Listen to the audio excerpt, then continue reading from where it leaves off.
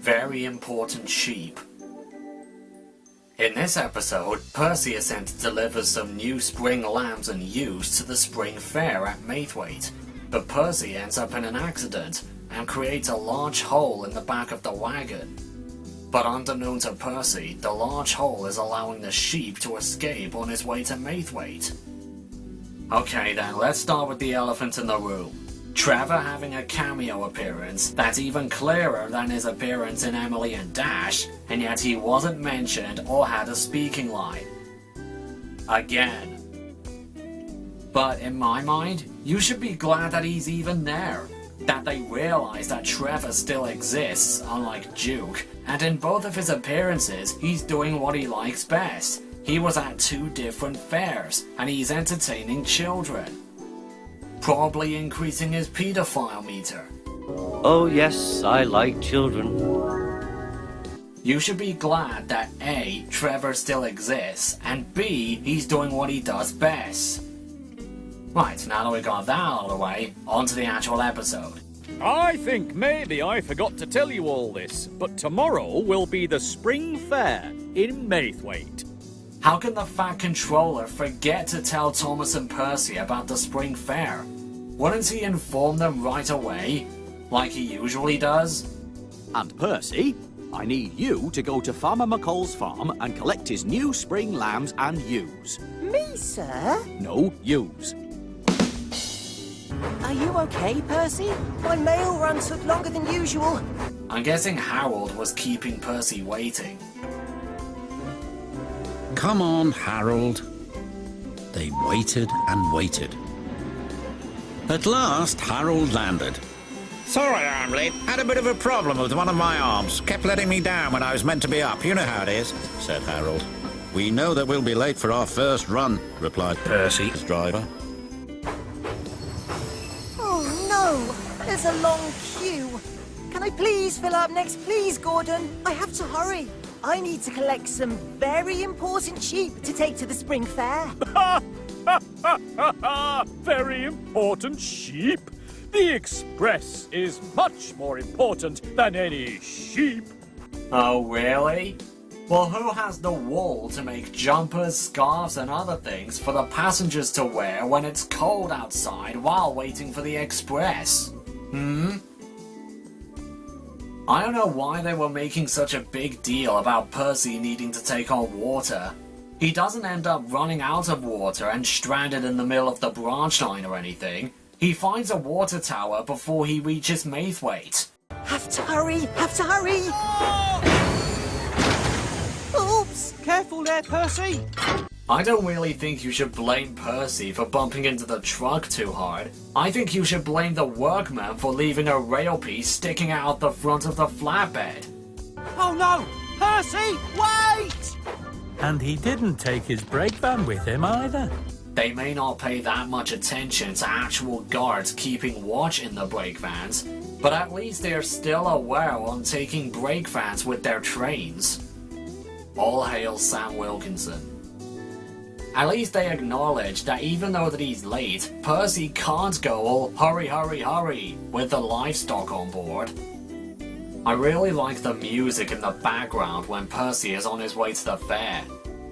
Even though I don't actually pay much attention to the background music anymore, because most of the music is really forgettable, and each theme music is a one-off theme anyway.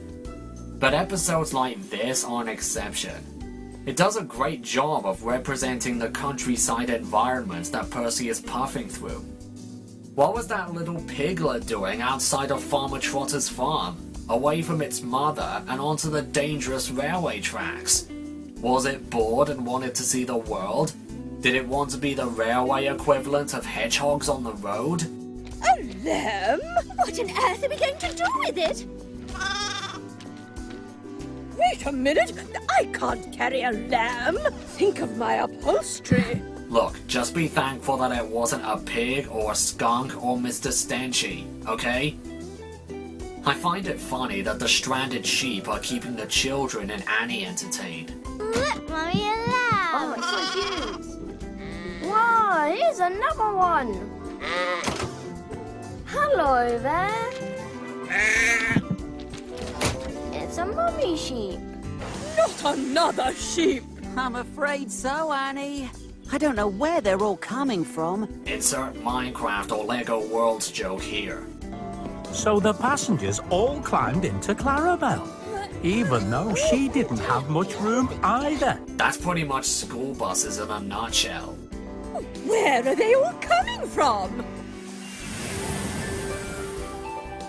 And Percy, I need you to go to Farmer McColl's farm and collect his new spring lambs and ewes. Oh, they must be the sheep that Percy was taking to the fair. Didn't they already question where the sheep were coming from? Why is Thomas now realizing about Percy? Most fans have claimed this episode as Wonky Whistle done right. And I have to agree. In Wonky Whistle, the reason that the animals were escaping from Thomas's wagon was right in front of Thomas's lack of ears, and yet he was deaf to it. Everyone was warning Thomas about the animals, but like a deaf retard, he thought that they were all waving at him, and he didn't do anything to solve the problem before it was too late. They did the same concept in the episode Muddy Matters, but they do it a little bit better than Wonky Whistle, because James actually saw the sheep escape from his wagon, and he actually tried to do something to fix the problem. It was a stupid idea, but he at least did something. But this episode is superior to both of them, by a landslide. Percy wasn't paying attention earlier because he was late. Neither Thomas or James were late in their episodes. No one saw the sheep escape because Percy didn't have the time to bring a brake van with him. Therefore, either the god didn't see the sheep escape, or the brake van was blocking up the hole at the back of the wagon. And besides, Percy's driver and fireman would have been too busy operating Percy to notice anything. The reasons why Percy stopped allowing the sheep to escape were understandable. Taking on water at a water tower, red signals, level crossings, piglets on the line, etc. There was nobody along Percy's route to warn him about the missing sheep. Thomas recovered and delivered the sheep to the fair on time, and about a few minutes after Percy arrived at the fair, instead of arriving early at the fair and then spending God knows how long to find all the missing animals. So in conclusion, congratulations, Helen Farrell. You've taken the same story for what is considered to be the worst Thomas episode ever made, and you've made it infinity times better.